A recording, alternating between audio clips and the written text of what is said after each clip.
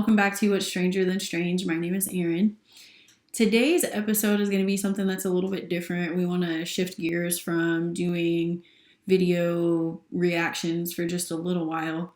One thing that I thought everyone could benefit from on the channel is what I would like to call a vocabulary lesson. I know that sounds really strange, but we're going to go over the meanings of common terminology that you hear about in relation to the paranormal. The reason that I wanted to go over some of these terms is that even within the church, there are certain entities that those that work in deliverance ministry have mentioned just on various platforms. Some very well-known deliverance ministers, people of that type have actually brought up some of the entities that I'm actually going to talk about. And I feel like that would be very beneficial for my viewers to know about some of the terms that I will be talking about today.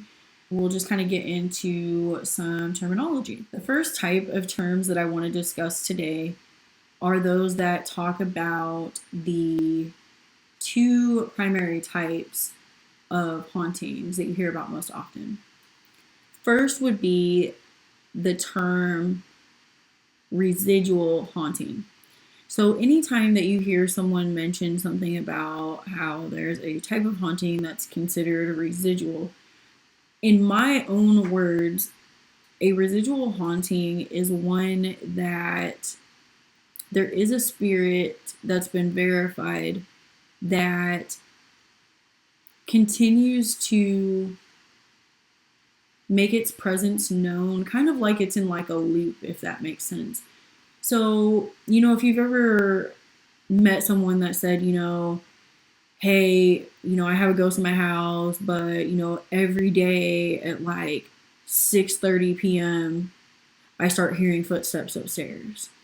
Every day that I get up and I get out of the shower, there's like writing on my mirror, handprints on my mirror when I'm getting ready for work. And I know I'm the only one home. So it's kind of like it always happens at the same time of day, or anytime that you do witness said spirit, the spirit is always doing the same activity. So some people, even if there's not really like, I guess, the same time of day that something could be going on, it's like every time you catch a glimpse of said spirit, they could always be going, down the stairs. Every time you, hear noise coming from a certain room, you always see this one particular thing in the same spot, and it always moves from this direction to this direction. So that's a good example of what a residual type haunting is. So that's the one where they're just kind of constantly in a loop. From my understanding, when it comes to a residual type haunting, one of the big differences between it and the next term that I'll discuss is that the residual type hauntings, usually the entity is not aware of your presence, or at least doesn't make it known that they're aware of your presence. That is my understanding. So it's just, they're just kind of just on their day-to-day loop that they go through, their cycle that they go through. Next is going to be that of an intelligent type haunting. So this one differs from a residual type haunting in the sense that when someone encounters this said entity, the entity tends to be aware of your presence. A lot of these shows that you watch where people will, be communicating with something that they believe is a spirit, and it's actually interacting with them, whether it's through, voice clips like on EVP, which we'll talk about in a little while too, or it is, like where someone may say, if da da da, like if whatever is there is actually there, like do A, B, and C, that kind of stuff.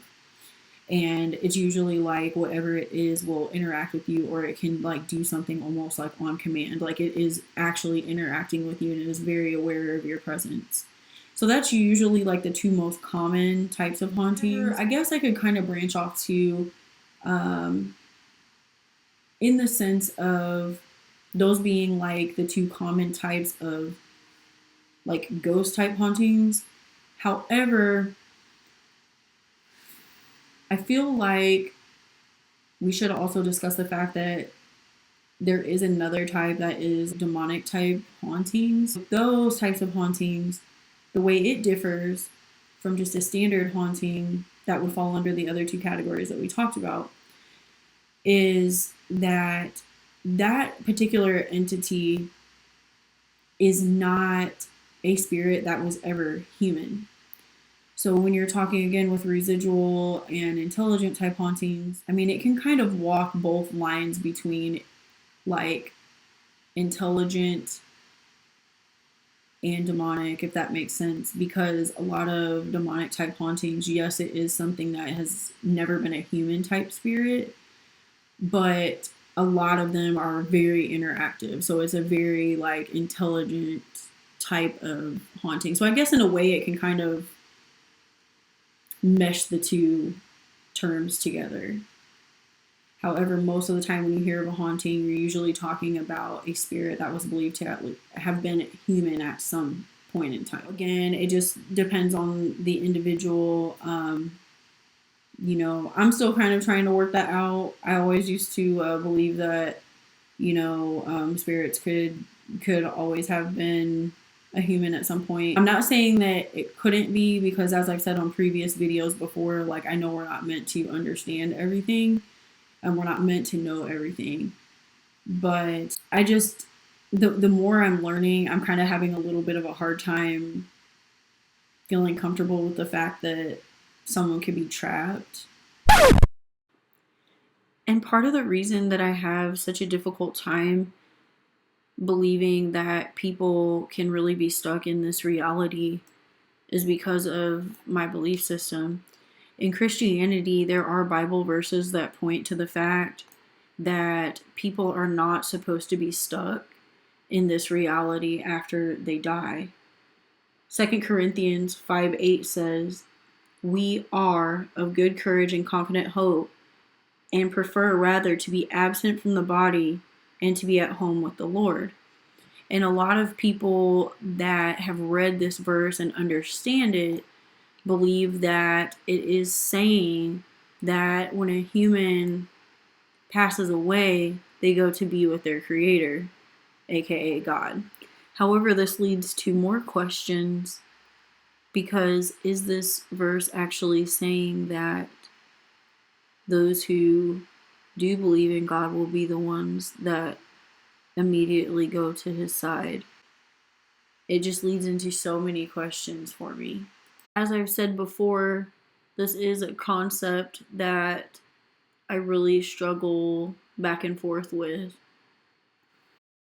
in the space. Not saying it couldn't happen, but I don't know. Not to ramble too much on, but I hope that kind of explains a little bit. So if you do believe in like the standard, human haunting versus demonic haunting. For my viewers that may be newer to the concept of what EVP actually is, EVP is the abbreviation for electronic voice phenomena.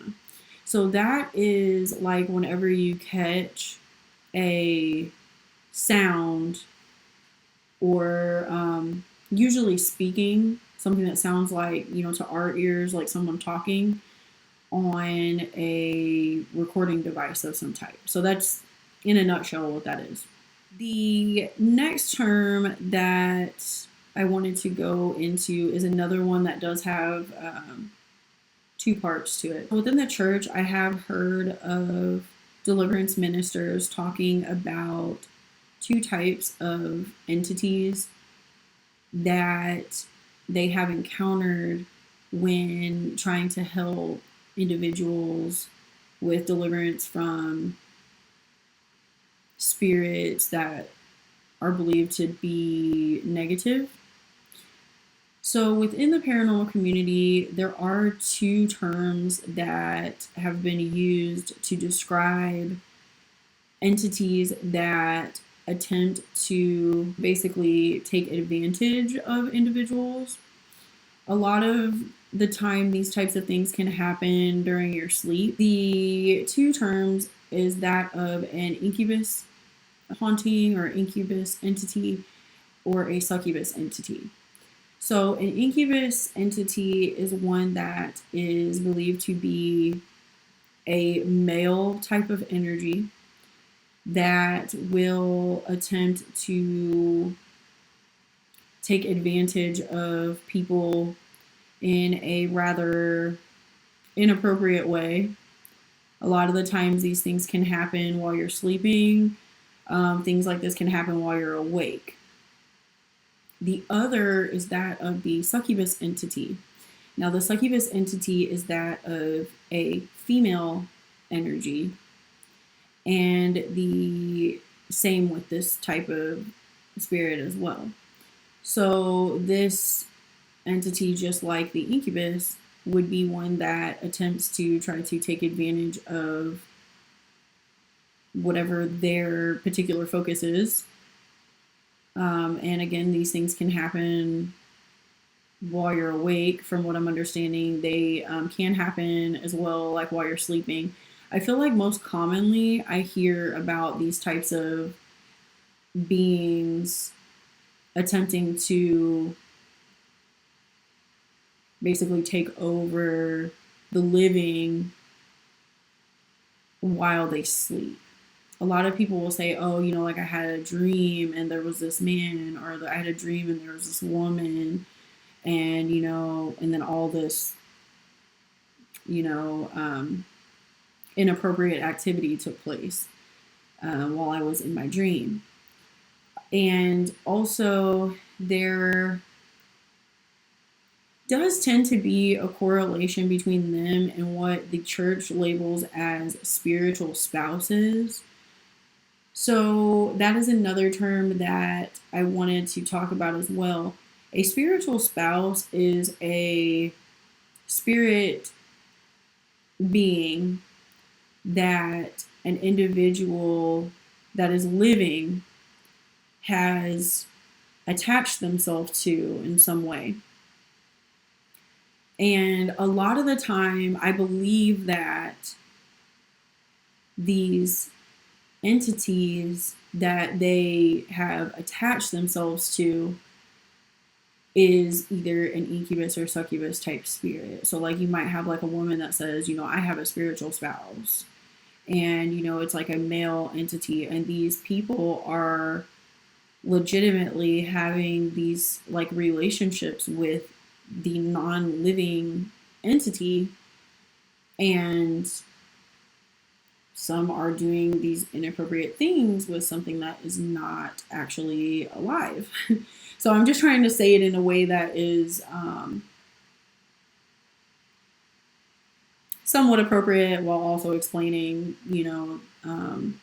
how these things can affect people. Within the church, those terms are something that has been used.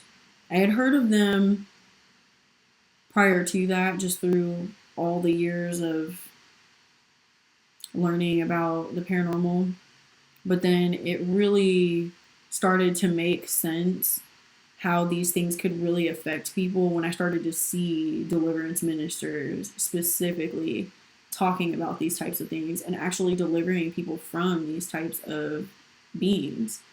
And that was when I started to kind of put two and two together as well, that these beings are considered negative, because what it does is, in my opinion, what it does to the people that I've seen that are involved in these types of relationships is that you end up like isolating yourself, because it's like you spend more time with this non-living being than you do with the living. And people are not, marrying like their human spouses, they're getting involved with these things that are not human spirits. And it's really scary to see how things like that can really take over somebody's mind. It's like they know, but like they know that it's different, that this isn't the norm, but it's almost like they prefer that to the human. So it's kind of, they're like a human spouse. And to me, it's a way to just isolate you, and this negative entity just takes you off by yourself, and it's like you don't have time for the people in this reality. So, not to sound like overly, out there, but these are very real things that people encounter. All right, everyone. So I hope that you enjoyed today's vocabulary lesson. In the future, I will come up with some more terms that I would like to share with all of my viewers. If you have any questions or comments about any of the terminology, or if there's something that, again, like you feel like I got wrong and you want to add to it, please feel free to drop a comment below. And please do not forget to like, comment, and subscribe. And don't forget to hit the notification bell so you can be notified the next time that I upload any type of videos. And please do not forget to share your scary stories. I'm still waiting on some people that are brave enough to share their stories online. This is something that I had wanted to do for a very long time prior to me actually starting my channel. Just kind of give people a voice that want to share their paranormal stories. And this will give us a platform where we can just discuss things, and I can give my opinion on what it is that I think that you're dealing with or what you had dealt with. Until we meet again, everybody take care.